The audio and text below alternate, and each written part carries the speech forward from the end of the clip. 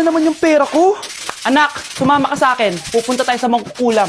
Bakit po, Nay? Ipapakulam ko yung nangingialam ng pitaka ko. Palagi kasi nawawala ng pera eh. Baka ginagastos yun, Nay, kaya nawawala. Kumanda talaga sa akin yan. Tara na.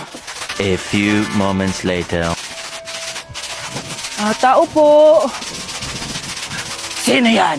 Nay, uwi na tayo. Nakakatakot siya. Manahimik ka dyan. Ikaw papakulam ko, sige. Anong kailangan nyo? Palagi kasi nawawala ng pera tong pitaka ko. Ipapakulam ko sana kung sino nanguha ng pera dito. Sige. Kung sino man ang kumukuha ng pera sa pitaka niya ay mapaparusahan. Nay, wag mo nang ituloy. Kumanda ka sa akin kung sino ka man. Tutusukin ko na.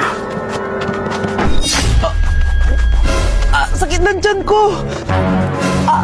Sakit ng ulo ko. Ikaw yung nangunguha